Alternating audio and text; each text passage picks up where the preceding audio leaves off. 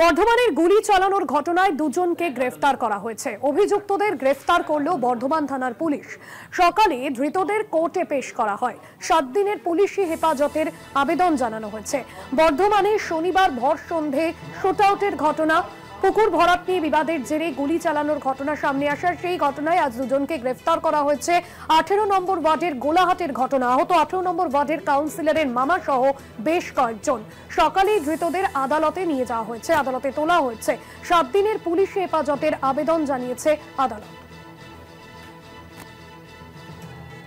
বর্ধমানের গুলি চালানোর ঘটনায় দুজনকে গ্রেফতার করা হয়েছে। অভিযুক্তদের গ্রেফতার করল বর্ধমান থানার পুলিশ। সকালেই ধৃতদের আদালতে পেশ করা হয়। 7 দিনের পুলিশ হেফাজতের নির্দেশ দিয়েছে আদালত। এবং গতকাল এই ঘটনা ঘটে। মূলত পুকুর ভরাট নিয়ে বিবাদ, তার জেরেই গুলি চালানোর ঘটনা সামনে আসে। চন্দন সেনগুপ্ত রয়েছেন ফোন লাইনে। চন্দন, ধৃতদের আদালতে পেশ করা হয়েছে, কি জানা যাচ্ছে এবং স্থানীয় বাসিন্দারা তারা কি বলছেন?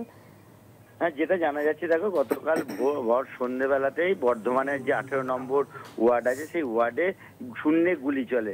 এবং গুলি চলার কারণটাই হচ্ছে যে ওই এলাকায় একজন শিল্পপতি আছে, সাবের আলী, তার বাড়ির ভেতরে একটি পুকুর ছিল।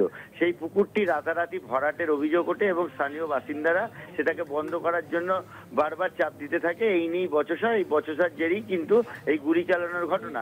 যেটা জানা যাচ্ছে যে মাস দুয়েক ধরেই তিনি একটু একটু করে মাটি ফেলে ওই পুকুরটা ভরাট করছিলেন এবং গত সন্ধ্যাবেলায় তার টার্গেট দিয়েছিলেন গোটা পুকুরটাকে তিনি ভরিয়ে ফেলবেন। কিন্তু সেই মতো ভরাট করতে গেলে তখন তাদের সঙ্গে একটু বচসা হয়। এরপরেই কিন্তু এলাকার যে কাউন্সিলর আছে সেই কাউন্সিলর পার্টি অফিসে আসে এবং সবাই মিলে তারা সিদ্ধান্ত নেয় যে এই পুকুরটা ভরাট করা যাবে না, আইনতভাবে যা করার তাই করব। সেই মতো অবস্থায় পার্টি অফিসে যখন ওই এলাকার যে কাউন্সিলর তিনি যখন বেরোচ্ছিলেন এবং সঙ্গে তাদের অনেকগুলো এলাকার তৃণমূল কর্মী ছিল, তারা যখন বেরোচ্ছিলেন তখনই তাদের ওপর অতর্কিতভাবে হামলা চালায় ওই শিল্পপতির লোকেরা। এরপরই কিন্তু যেটা জানা যাচ্ছে যে শূন্যে গুলি চালায় ওই শিল্পপতি এক নিরাপত্তা রক্ষী এবং পাল্টা অভিযোগ করছে শিল্পপতির বাড়ি থেকে যে না, এরকম কোনো ঘটনা ঘটেনি। তাদের বাড়িতে অতর্কিতভাবে এলাকার লোক এসে হামলা চালানোর চেষ্টা করে, তখন বাধ্য হয়ে শূন্যে গুলি চালানো হয়। যাই হোক, এইসব ঘটনার সিসিটিভি ক্যামেরার ফুটেজ সংগ্রহ করেছে ইতিমধ্যে পুলিশ এবং তারপরেই কিন্তু নড়ে চড়ে বসেছে প্রশাসন এবং রাতারাতি কিন্তু পুলিশ পিকেট বসানো হয় ওই এলাকায় এবং তারপরেই কিন্তু আজকে সকালবেলায় দুজনকে গ্রেপ্তার করে। গ্রেপ্তার করে 7 দিনের পুলিশ হেফাজতের জন্য আবেদন জানায় বর্ধমান যে আদালত আছে, আদালতে। এখনো পর্যন্ত জানা যায়নি তাদের কদিনের কি হলো। তবে যেটা জানা যাচ্ছে যে এই যে বন্দুক থেকে যে লাইসেন্স প্রাপ্ত বন্দুক ছিল সেই বন্দুকটা থেকেই কিন্তু গুলি চলেছিল এবং তাকে যা নিরাপত্তা রক্ষী তাকে গ্রেপ্তার করা হয়েছে এবং যে শিল্পপতির বাড়ির এক সদস্যকে গ্রেপ্তার করা হয়েছে। এখন যেটা জানা যাচ্ছে যে ওই এলাকার যে কাউন্সিলর আছে, যে প্রদীপবাবু বলছেন যে ওকে শুধু দুজনকে গ্রেপ্তার করলে হবে না, বাড়ির সকলকেই গ্রেপ্তার করতে হবে।